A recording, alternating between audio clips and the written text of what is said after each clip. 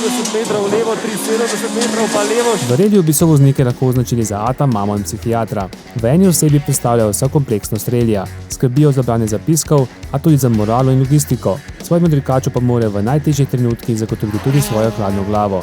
A navkljub zahtevnosti njihovega dela pregovor ne velja. Dirkač reli zmaga, sovoznik ga lahko le izgubi.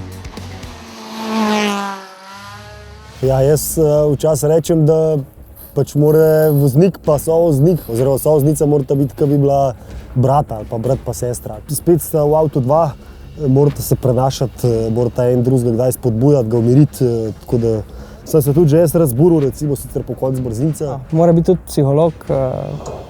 Pridejo situacije, ko se vznemiriš, ko zgubiš živce, ko ti ne gre vse, imaš slab dan, takrat v bistvu nastopi vrhunski sovoznik od povprečnega, da te miri na nek način, s tem, da ti ne sme dati vedeti, da te miri. V dirkalnem avtomobilu je zaupanje med voznikom in sovoznikom ključno.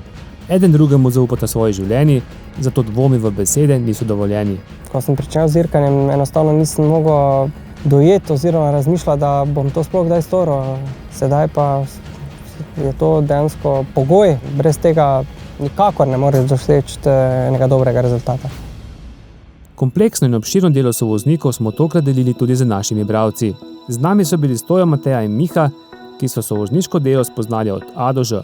Skupaj z Weinhandlom so pripravili zapiske na naši trasi, spoznali skrivnosti radarja in nato te zapiske preizkusili tudi v praksi, v čisto pravem dirkalniku, na zaprti cesti in še lado na glavi. 3 naše bralce je čakal čisto pravi popis.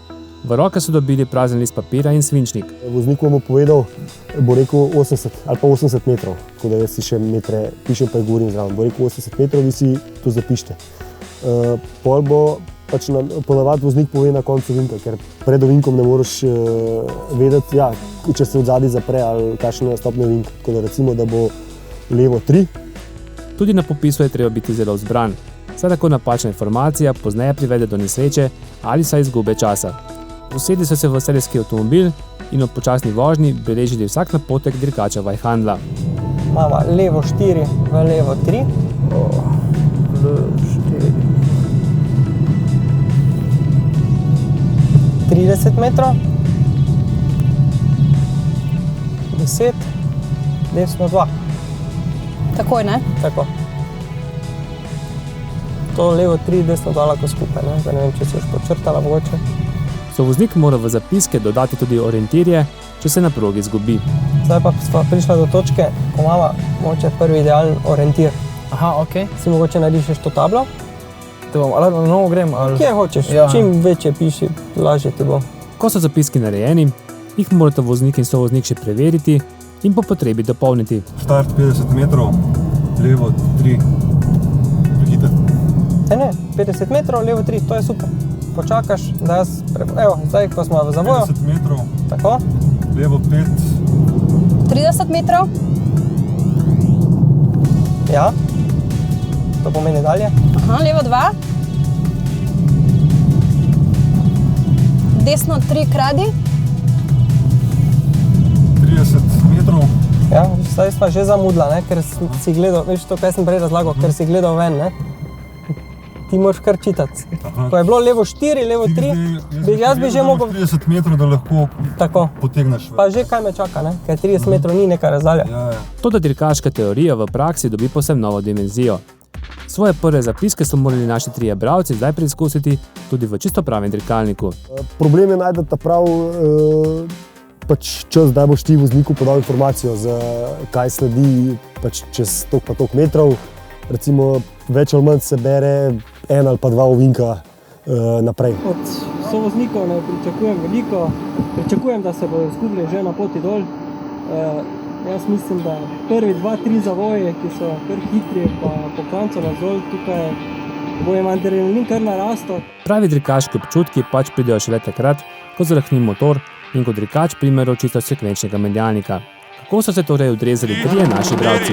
Start 50 metrov, levo 3, 50, levo 3, 50, levo 5, v desno 3. V desno 3 minut. Levo 3 kradi, šodor. 100 metrov.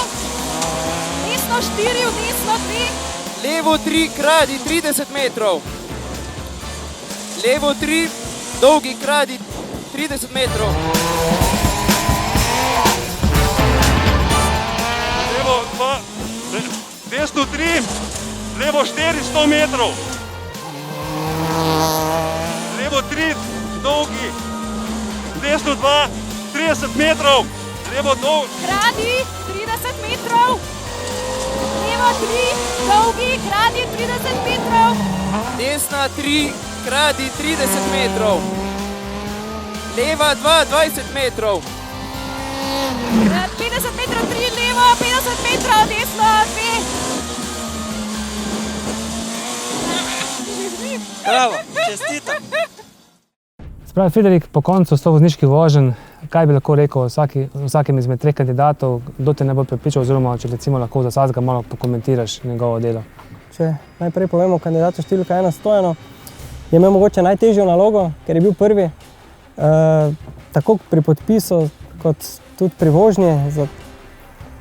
Takrat sem tudi videl, kaj dejansko teži oziroma kaj dela preglavice kandidatom, zato sem pri drugem pa pri tretjem mogoče pristopil malo drugače. Se je dokaj hitro, bom rekel, zgubil, ampak mislim, da je to kar njegovo opravičilo, ker je bil prvi. Mateja, imam občutek, da je kar nalogo z lahkoto naredila. V prvo smer se je mogoče čist na koncu, je mogoče malo zamudila, kak zavoj nazaj perfektno. Miha, podobno kot Stojan, se je na začetku zgubil, ampak kar me je pri njemu presenetilo, sva s komunikacijo se našla na sredini brzinca, malo sem ga pospešil, našel se je in potem nalogo tudi pravo do konca super.